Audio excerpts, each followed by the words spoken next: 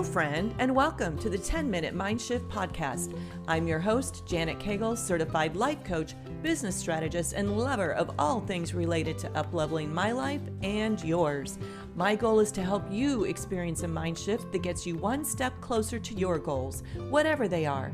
My goal is not to keep you wrapped up in self-help all day, just 10 minutes. And who doesn't have 10 minutes, right?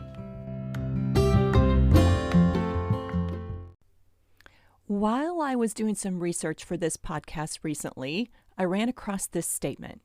Soul exhaustion can feel as if you're running a marathon without an end. It can seem as if you're treading water for hours in the middle of the ocean. Soul exhaustion can feel like you have no more tears left to cry, that your tear ducts are permanently empty as your spirit. Wow. If you are a woman listening to this podcast right now, I want you to know that this is not airy-fairy, this is real. And if you don't know whether your soul is exhausted or not, I have found the answer to that question. It just so happens that there's tons of information out there all supporting the notion of soul exhaustion and talking about the difference between physical fatigue and when your soul is fatigued. So, welcome to episode 36 and soul exhaustion. First of all, welcome back to the podcast. And if this is your first visit, hello, my friend. I'm so happy you're here. Let me know you're here. You can do that by leaving me a review, or you can just shoot me a note through email. I would love to hear your thoughts. And one more thing before we get started. I have a free live virtual goal setting workshop scheduled to kick off on January 20th, and you do not want to miss this.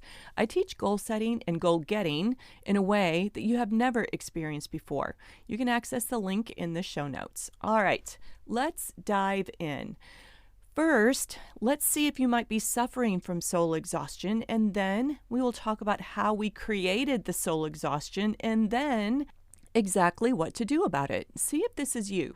Number 1, indifference. You have a lack of desire to do things. You may show indifference to everything that happens around you and even lose interest in what you previously liked. You see no point in what you do and you become apathetic to the results of your actions.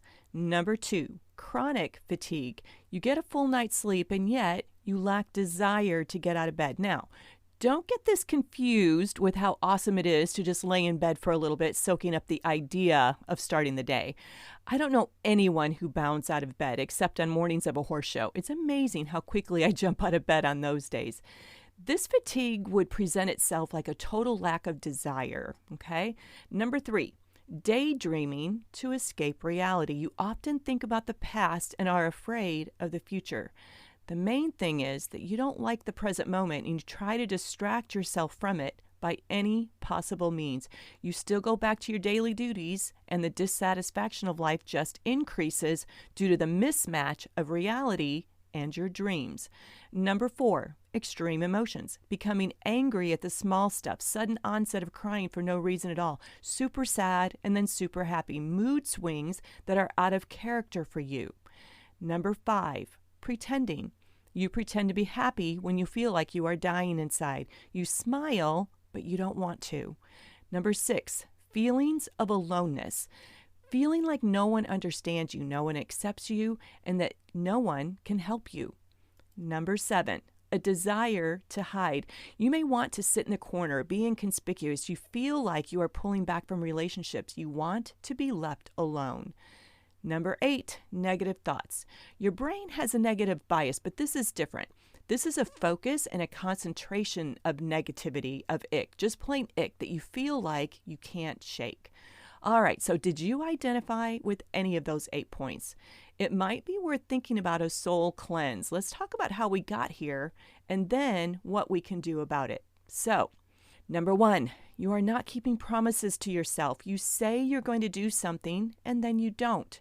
You even say this time you won't quit and then you do. Every time you do this, your soul suffers. Number 2, you are chronically people-pleasing. You say you're going to say no next time when you mean no, and then you say yes anyway.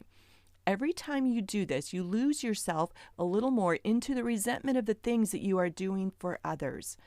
Number 3, you do things for the fear of missing out instead of from your heart's desire. Fear of missing out is exhausting, and it's not tied to your heart's desire. So you actually are feeding the ego and starving the soul. Number 5, you gossip. Oh, this is a good one. Notice how you feel every time after you have a good gossip session. I'm right there with you. There are times I just feel this compelling urge to dish, and then it feels terrible. We are human. We all do it, but there is a price. And the price isn't paid by the person you're talking about. It's paid by you. So powerful to know this. All right, number 5, you hang onto the past as evidence of why you can't create the future that your heart desires. It's exhausting for your heart to have a desire and your soul to not be able to pursue it. We drag our past into our goal and we smear it all over the goal, and then we wonder where the goal went. We lose sight of our goal, and then we can't see past the past. And finally, number 6, you do not exercise enough self-love, my friend. All right, now we know how we got here. And by the way, when we reverse engineer how we got here, we know how to get better. We know exactly how to cleanse the soul, a little soul detox. So here is how we feed our soul. Number 1, keep promises to yourself every single time. Start by making daily little promises to yourself and then practice keeping them. One of the easiest way that I found to do this is to plan my day and then work my plan. If I write that I will go for a walk at 1 o'clock, that's what I do. I don't let my brain tell me that 3 o'clock will be better. I just plan my day and then live out my plan. Plan your free time, your work time, your play time, your eat time, all the things. That is living with intention and living by design instead of at the effect of how your day just unfolds and then gets away from you. Your soul will delight for sure. Number 2, listen to episode number 24 where I talk about people pleasing. Nothing will re-energize you more than learning how to gracefully and elegantly say no to others and yes to you.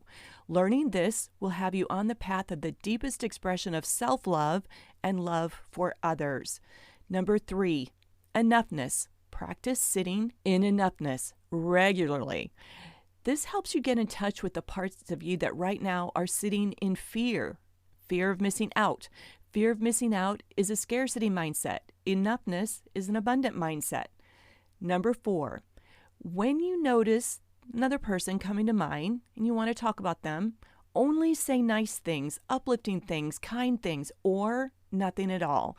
This is one I'm still working on getting better at. Listen, we are all human, and it's human nature to want to talk about other humans, but there is a way to do it that is constructive for you, for your soul, and theirs.